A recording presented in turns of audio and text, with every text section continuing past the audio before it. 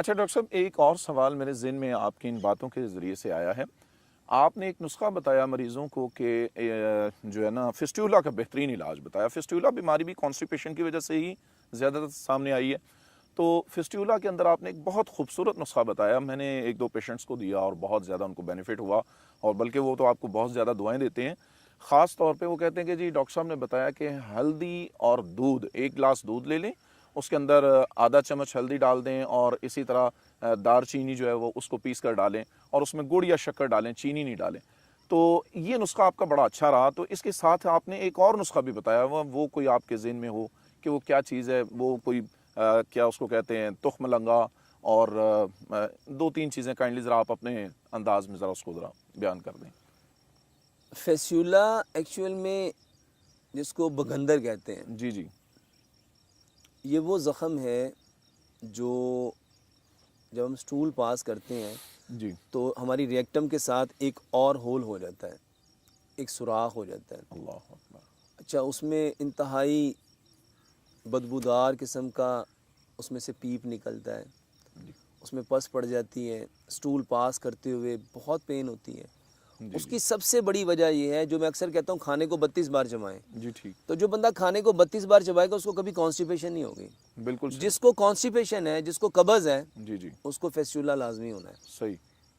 उसी को, जिसको फेस्टुला होगा, उसी को हेमोराइड्स भी होंगे, उसी को पाइल्स भी होंगी। जी, बिल्कुल ठीक। तो फेस्टुला का बेहतरीन इलाज ये है कि खाने को 32 बार चबाया जाए। जी, ठीक। जब आप एक लुकमे को 32 बार चबाते हैं, जी, जी। तो जैसे मैं कहता हूँ, खाना कटता भी है, फटता भी है, चिरता भी है, पिसता भी है, फिर वो गूदा बनता है, पेस्ट बनता है। तो जब वो मुंह में पानी बन गया, जी, जी। तो अब वो कभी कब्ज़ नहीं करेगा। अब सेकेंडली, आपने जो इलाज कहा कि आप फेस्टुला के बारे में हल्दी, दारचीनी और सौंफ आप बताते हैं, जी, जी। तो जितने भी लोग जिनको फेस्टुला है, ये बहुत बेहतरीन इलाज है। आप 1 गिलास दूध लें, इक्वल क्वांटिटी में हल्दी, दारचीनी और सौंफ 50-50 ग्राम, ये तीनों चीज़ें लें, इसको मिक्स कर लें और आप 1 चाय का चम्मच 1 गिलास दूध में डालें, उसमें 2 सब्ज़ इलायचियाँ डालें और इसको इतना पकाएं, इतना पकाएं, इतना पकाएं कि 1 गिलास पौना रह जाए। इसको ठंडा करें। और बहुत सारे लोग ये सवाल करते हैं, डॉक्टर साहब गर्मी की वजह से क्या हम इसको इस्तेमाल कर सकते हैं? आप इसको मिट्टी की हांडी में उबाल के 2 से ढाई घंटे मिट्टी के बर्तन में पड़ा रहने दें, ताकि उसकी जो प्रॉपर्टी है वो मिट्टी उसको अल्कलाइन कर दे। तो आप ये दूध ठंडा करके पिएं, उसमें गुड़ या शहद मिलाएंगे, शक्कर नहीं मिलाएंगे। अच्छा, दूसरे नंबर पे 1 गिलास पानी लें, उसमें 1 चम्मच इसबगोल का छिलका, 1 चम्मच तुख्मलंगा, 1 चम्मच जैतून का तेल, और अगर शुगर नहीं है तो 2 चम्मच आप उसमें गुड़ मिलाएंगे और उसको सारी रात पड़ा रहने देंगे। सुबह आप उसमें 1 गिलास पानी और ऐड करके, तो ये खाना खाने से घंटा 1.5 घंटा बाद सुबह भी और दोपहर भी लेंगे। ये फेस्टुला का बहुत बेहतरीन इलाज है। इसके अलावा तीसरे नंबर पे हमें सफाई रखनी है। बिल्कुल नबी सही। सल्लल्लाहु अलैहि वसल्लम ने फरमाया, अत्तहुरु शत्रुल ईमान, अत्तहुरु निस्फुल ईमान। ये जो सफाई है, ये ईमान के लिए शर्त है, ये आधा ही ईमान है। अनफॉर्चुनेटली हमारे यहाँ सफाई का एहतमाम नहीं किया जाता। और यूरोप में ये कॉन्स्टिपेशन, ये फेस्टुला, ये हेमोराइड्स, ये पाइल्स एक आम बीमारी है।